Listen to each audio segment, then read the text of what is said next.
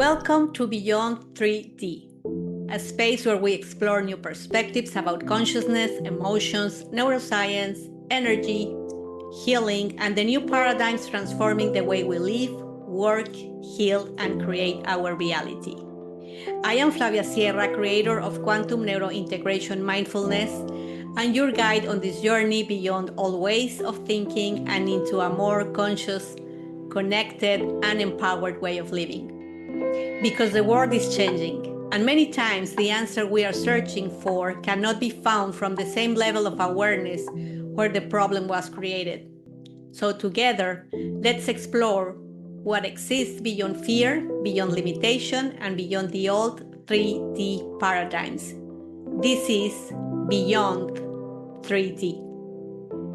It's great to have you here with me for another episode of Beyond 3D. A few episodes ago, we talked about autopilot and explored how many of our reactions, decisions, and behaviors come from programs that were built over time. If you listened to that episode, you probably started noticing something interesting. Many of the things you do every day happen without much conscious thought. You drive familiar routes without paying much attention to the road. You react in predictable ways to certain situations.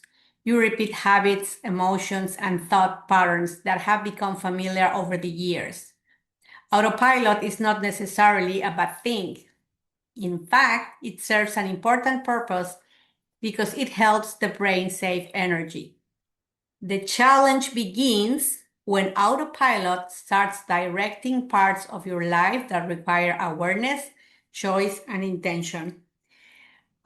Before recording the Spanish version and this version in English, I personally had an experience in a situation with my mom that I could identify that are very old hurts that I have there, probably since I was a teenager, and that still pushes that button when she acts or says things that she does. She's like a passive aggressive person.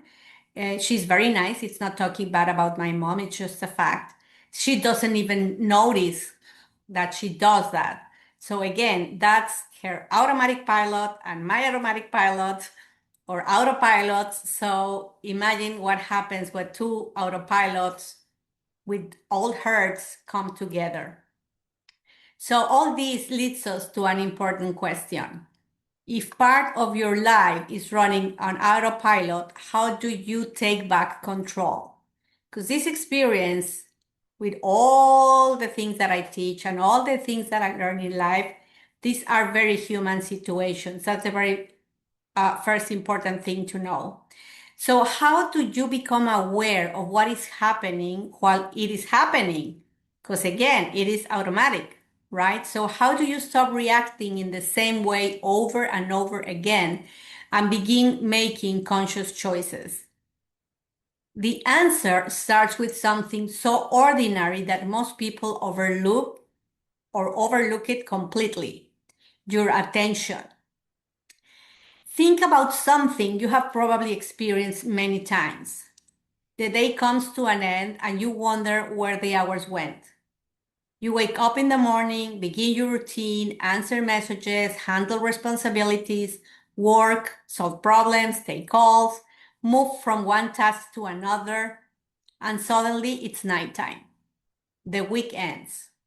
The month ends. Sometimes it feels as if time simply disappeared. And one day you realize that probably 10 years have gone. That was my experience myself. That's what I share it. Most people assume this happens because they are busy, but often it has less to do with how much you are doing and more to do with how present you are while doing it. When you are present, most of the time, you really feel like time expands. Because there is a big difference between being somewhere physically and actually being there with your attention. Your body can be sitting in a meeting while your mind is thinking about unfinished emails. You can be having dinner with your family while part of you is still solving a problem from your work. You can be listening to someone speak while mentally preparing your response or replaying a conversation from earlier in the day. And when that happens, life starts to feel blurry. Moments pass, but you never fully experience them. And then it comes the sensation that you have done nothing or almost nothing. You have experienced this before. Someone is talking to you, and suddenly you realize you stopped listening several minutes ago. Have you had those moments when people start talking and once, like in the movies, you just start listening like lower and lower and lower, and all of a sudden the people still talking, and you are somewhere else? So barely you remember what she said or part of what that person said. Or some other moments you arrive somewhere while driving and barely remember the drive. You finish a meal and cannot remember what it tasted like because your mind was somewhere else. You automatically ate or had your dinner. That's the autopilot too. You open an app on your phone and a few minutes later, you no longer remember why you opened it in the first place. All these situations are so common that we rarely question them.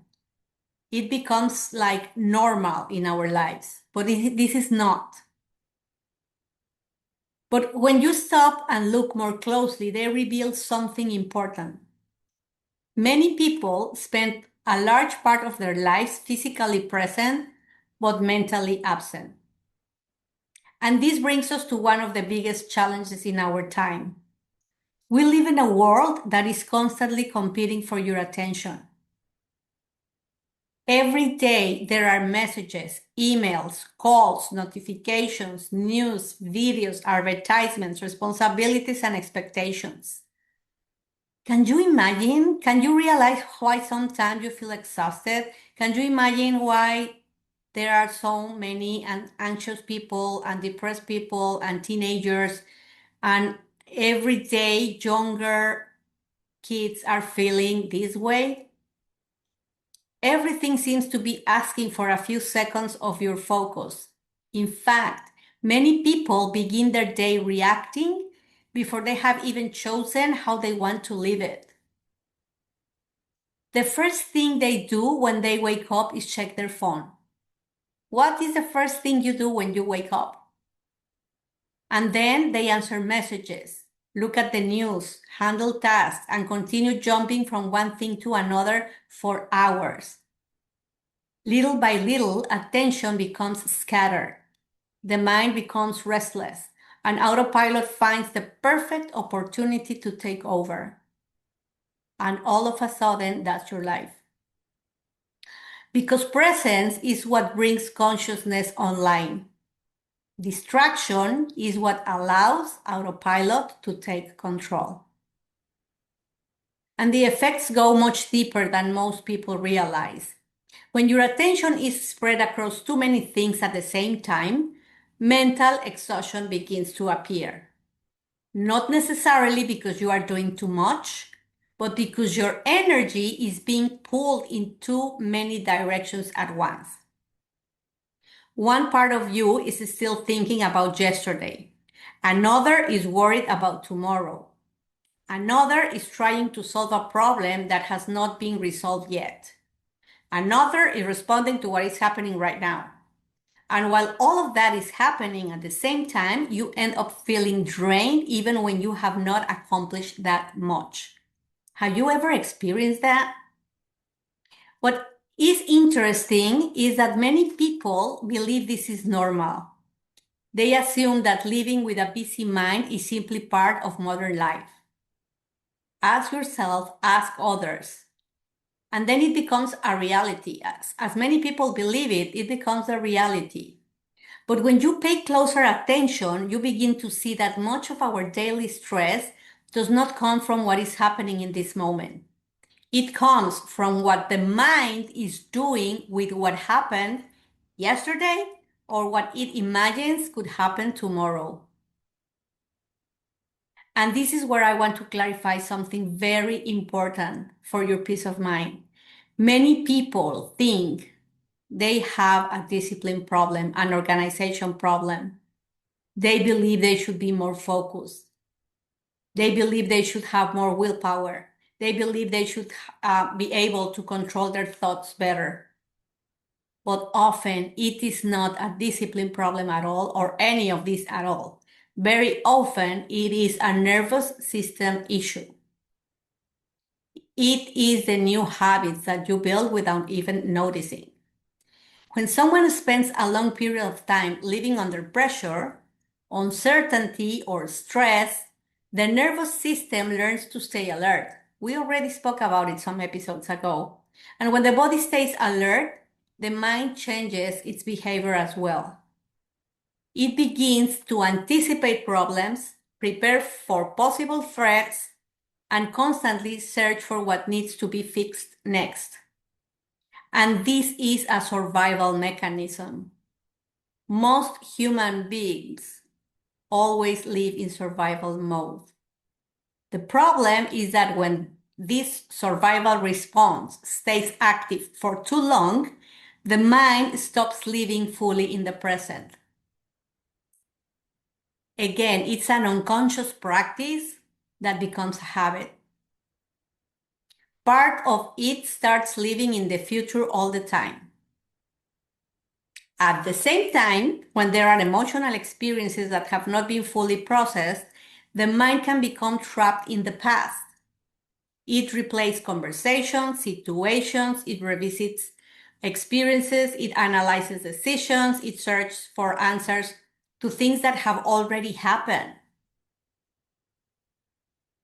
So we get trapped there. And while one part of you is living in the past and another part is living in the future, the present moment is left almost empty. You are losing life. That is why recovering your attention is about much more than concentration. It is a way of returning to your present experience. It is a way of reminding your nervous system that this moment exists, that something real is happening right here and right now. Life is not happening tomorrow. Life didn't happen yesterday. Life is happening in this moment. Yes, things happened yesterday, but life is happening right now. And this brings us to a tool that has become increasingly popular over the last several years: mindfulness. Unfortunately, it is also one of the most misunderstood tools available today. And probably this is what most concerns me about this episode and why I really want to express. When many people hear the word mindfulness, they immediately think about meditation. They imagine someone, sitting quietly with their eyes closed, disconnected from the world, in weird clothes, and trying to reach a special state of calm. But mindfulness is much bigger than that. Mindfulness is the ability to bring your attention back to the present moment while fully participating in your life, while you work, while you have conversations, while you make decisions, while you drive, while you spend time with people you care about. It is not about escaping reality. It's about being fully present within reality. And because mindfulness is often misunderstood, it is important to clear up a few common misconceptions. Mindfulness does not mean emptying your mind. Thoughts will continue to appear. That is what minds do. The goal is not to stop thoughts, as many people or most people believe. The goal is to become aware of them. Mindfulness does not mean forcing yourself to think positively all the time. It does not mean pretending everything is fine or ignoring life's challenges. It also does not mean avoiding uncomfortable emotions. In fact, many people become more aware of their emotions when they begin practicing mindfulness. The difference is that they stop being completely controlled by them. Mindfulness, basically, for me, is to bring back you or giving you back the control of your life. Mindfulness does not mean becoming passive either. It doesn't mean accepting everything without taking action. I remember, not was just once, but many times, that's only one that I remember very precisely. People one day when I was upset, they say, "Oh, you that meditate and make mindfulness and all these things, and you still get upset." Again, that's not to do not feel or to not think. That's not mindfulness. What it does is give you more clarity so you can respond consciously to those kind of comments instead of reacting automatically. And perhaps most importantly, mindfulness does not mean being calm all the time, as I mentioned before. There will still be difficult days. There will still be uncomfortable conversations. There will still be uncertainty and stress. The goal is not be permanent calm. The goal is awareness because all the things I just mentioned before. And when awareness begins to grow, many things or changes start to happen. One of the first changes is emotional balance. Many people spend much of their lives reacting automatically to whatever they feel. If they feel frustration, they react. If they feel anxiety, they react. If they feel anger, they react. But when you recover your attention, a space begins to appear between the emotion and the response. And inside that space, choice becomes available again. Imagine how different your life would feel if every time a strong emotion appeared, you had a few extra seconds to observe it before acting on it. Well, this is possible. Those few seconds can change a conversation, a decision, a relationship, or even the direction of an entire situation. And believe me, it can change your future. Another powerful benefit is mental clarity. How many people today is dealing with that situation about not having mental clarity? Those fog in the brain. When the mind is constantly filled with worries, distractions, and internal noise, it becomes difficult to think clearly. You stay busy, but not necessarily focused. You do many things, but you are not always moving in the direction you truly want to go. When you recover your attention, the mind begins to settle. Priorities become clearer. Decisions become easier. And you start to realize that many of the things consuming your energy were never actually happening in the present moment. If you just try one day to do this practice, you won't believe how different life feels. Your relationships begin to change as well. One of the greatest gifts you can offer another person is your full attention. Yet, attention has become increasingly rare. Many people listen in order to respond instead of listening in order to understand. They hear the words but miss the person behind them. When presence grows, conversations change. You listen more deeply, you understand more clearly, you connect more authentically, and relationships naturally become stronger. Even your performance at work improves. For a long time, people believed that success came from working harder, moving faster, and pushing longer. But sustainable performance usually comes from clarity more than intensity. When you are present, you make fewer mistakes. You make better decisions. You handle challenges more effectively. And your energy, your high vibrational energy contributes for all of the best. You recover more quickly from setbacks, and you begin working from intention rather than reaction. Think about a very common situation. You receive an email that feels critical. Immediately, you feel annoyed or concerned. Autopilot wants to respond right away.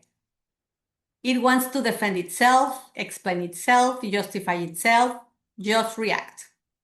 That's the automatic pilot or the autopilot. And often that reaction creates unnecessary tension in you and in the other person. Now imagine the exact same situation with awareness. You read the email, you notice the emotion that appears in your body, and you actually feel it growing. But instead of reacting, you pause because you identify that sensation. So you pause, you take 3 slow breaths, you read the email again, and suddenly you realize that part of your reaction came from an assumption rather than from the facts.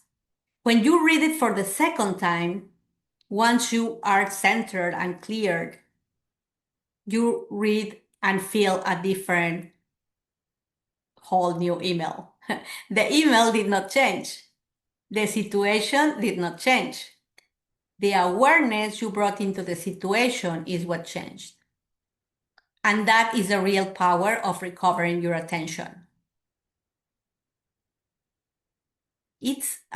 I could talk for many, many examples on everyday basis, but believe me, life is a different one. It's a whole different world when you do this.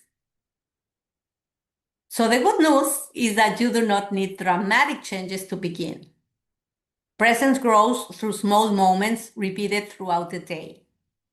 You can start by taking a conscious pause before answering an important message. Just pick one.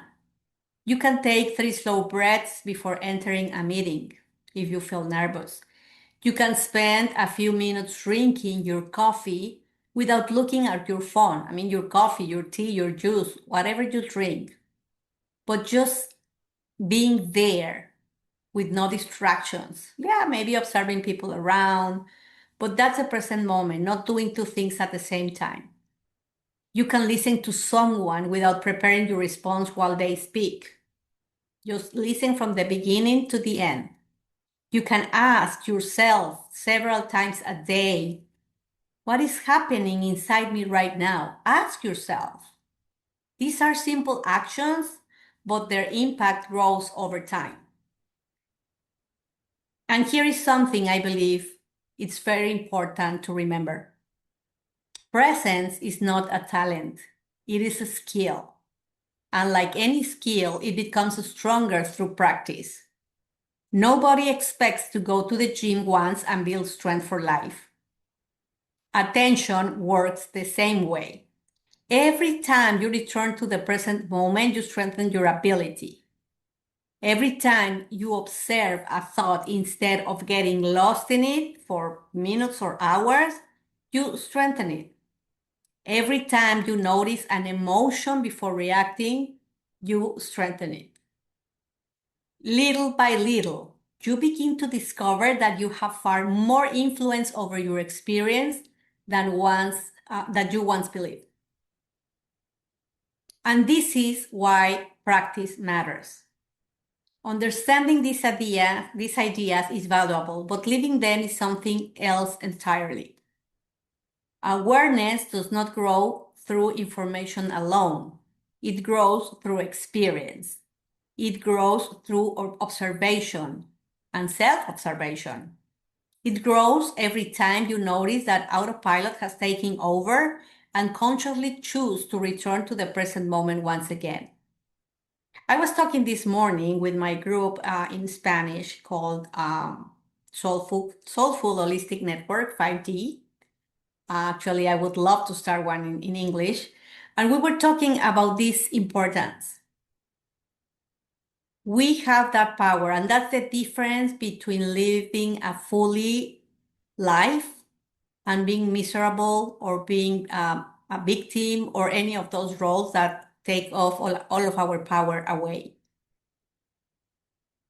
The important thing is notice when the autopilot is showing up, and then you saying, no, you are not going to do this. I'm going to say how this is going to be. And if there's one idea I hope you to take from this episode, this would be it. Whatever receives your attention begins to receive your energy. And wherever your energy goes, your experience begins to grow. We feed situations and experiences with our attention because we put our energy there. Autopilot depends on unconscious patterns to stay active. Consciousness expands through attention.